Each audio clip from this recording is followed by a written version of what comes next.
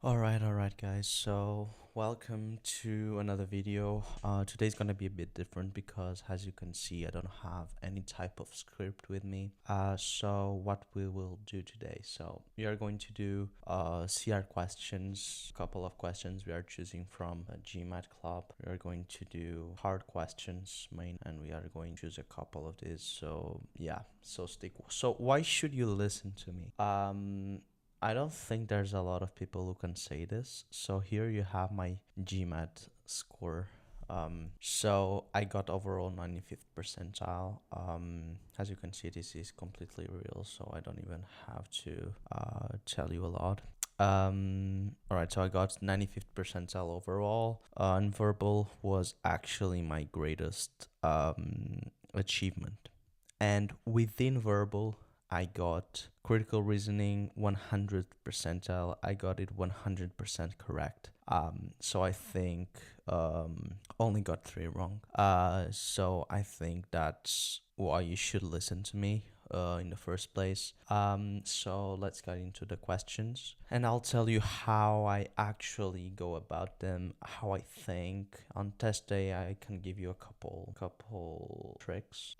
So let's do assumptions, because assumptions is the base for strengthen and weaken and those types of stuff. Let's do not EG, but I want the official ones. Let's do official ones. All right. So let's apply. Yeah. So we'll do some that I've not yet done. All right. I have not seen this, so it will be nice if I got it wrong, so you guys also can see them. So yeah. So one thing, I do not take any kind of notes. You will see how I approach them. Even though I think I'm a bit rust. But overall, I think it's gonna be a nice experience for you guys to witness. All right. So what I will do on the test day, I will not say anything. I will just be speaking within my mind. Right now, I'm gonna say everything that I think. So I'm gonna do out loud thought process. So yeah, let's get started. Don't mind if the timer is gonna be a bit longer because I'm a bit rusty, as I said before. All right. So using the pioneering work of comparative psychologist Gordon Gallup as a model, several studies have investigated animals' capacity for MSR, alright, mirror self-recognition. Most animals exposed to a mirror respond only with social behavior such as aggression. However, in the case of great apes, repeated exposure to mirrors leads to self-direction, suggesting that. Alright, so here we need to is an assumption, of course.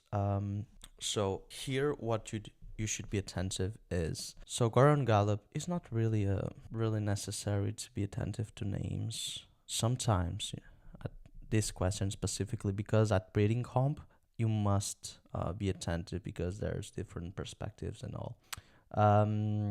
So several studies have investigated animals' capacity for MSR. So most of these animals respond only with social behaviors such as aggression. But, and you need to be attentive to however, because however just says that after is going to be something that contradicts what or some other perspective, So be attentive to that. Repeated exposure to mirrors leads to self-directed behaviors such as exploring the inside of the mouth. So here, when I see this, I really think that. So follow along with me. Repeated exposure to mirrors leads to self-directed behaviors, and based on this, they say that this is enough evidence to say that these animals recognize the reflection of the mirror as an image of themselves. So only if they do this type of behavior, they can see the reflection of themselves. All right. So I think this phrase will be important. So let's go till the end. The implication of these studies is that the great apes have a capacity of self-awareness unique. All right. So Gallup's work has established that the great apes have a capacity. No, I don't think it's Gallup's work, to be fair. It's Gallup's work is the foundation, but it's not it that actually concludes. So I wouldn't go for this answer. If an animal does not have the capacity for MSR, it does not have the capacity for self-awareness. I think this is actually it, because let's negate this question. If an animal has the capacity for MSR, it does not have the capacity for self-awareness. So basically, you just ruin the whole argument. So this does need, it's the right choice, but let's continue. If a researcher exposes an animal to a mirror and that animal exhibits social behavior, that animal is incapable of being self-aware. I think this one is wrong because here it only speaks about the great apes, not the other ones. So I wouldn't go for this one. When exposed to a mirror, all animals display. No, it's not true because most animals respond with aggression. Apes respond with self-directing behaviors, and there might be other animals that do other stuff. All animals that do not exhibit MSR may demonstrate a capacity for self-awareness in other ways.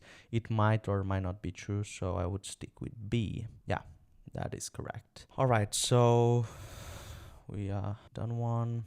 Let's do another one. Let's do a complete the passage. Oh, no, complete the passage. I really want it. Let me see. Let's do medium or. All right, this one is a medium, but let's see because these types of questions are really useful. Go through it again. So this play was written in Italy, 18th century. The director claims that this production is as similar to an original production as possible in a modern theater. So this play, which is now in this theater, Italy, 18th century. All right. So although the actor who plays Arlequin at the theater, his performance is reminiscent of the 20th century American comedian Groucho Marx. So this 18th century piece is the act is similar to a 20th century of Groucho Marx, and Marx is similar to the 16th century. So 18 is similar to 20, which is similar to 16. So modern audience would find it hard to tolerate certain characteristics of a performance of an 18th century. No, it's exactly the opposite. For this, we don't have enough information. In the United States, the training is based on principles that do not refer radically. We don't have information about this, about the training and everything. We do know that is at this play is similar, but at the higher stage, we do not know that. The performance of the actor of Arlequin does not serve as evidence against the director's claim. What is the director's claim? This production is as similar to original production as possible. Yeah, it is not does not contradict the claim. To be fair, because the director just says is as similar as possible, and nothing about it says that